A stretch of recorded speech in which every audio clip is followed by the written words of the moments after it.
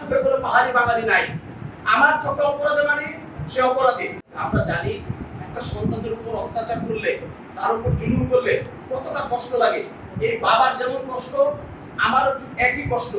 আমি শুধু আপনাদের কাছে একটা কথা পরিষ্কার করে বলতে চাই যে এই কাজ যেই করুক না কেন, পাহাড়ি করুক বাঙালি করুক, পাহাড়ি পাহাড়িকে করুক, পাহাড়ি বাঙালিকে করুক, বাঙালি পাহাড়িকে করুক, আমার চোখে কোনো পাহাড়ি বাঙালি নাই। আমার চোখে অপরাধী মানে সে অপরাধী। তাকে সর্বোচ্চ শাস্তি দেওয়া, নিশ্চিত করা জোন কমান্ডার হিসেবে আমার দায়িত্ব।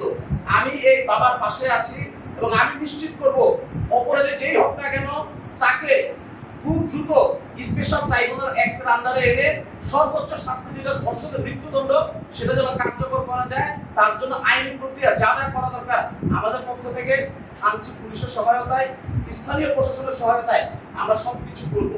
আপনাদেরকে আবারও বলে দিচ্ছি, এখানে আমাদের থানচিতে কোনো প্রকার অন্যায়, অপরাধ, জুলুম, অত্যাচার আমরা বরদাস্ত করব না।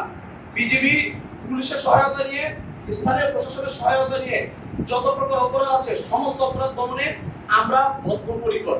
এবং এই যে ঘটনা ঘটলো, এই ন্যাক্কারজনক ঘটনা ঘটলো, এর জন্য আসামির বিরুদ্ধে যত প্রকার প্রশাসনিক ব্যবস্থা গ্রহণ করতে হয় আমরা গ্রহণ করব। এর সাথে এই বাবার মেয়ের যত প্রকার সাপোর্ট দরকার, যত প্রকার চিকিৎসা সহায়তা দরকার, যা করা দরকার আমাদের বিজেপির পক্ষ থেকে আমরা করব।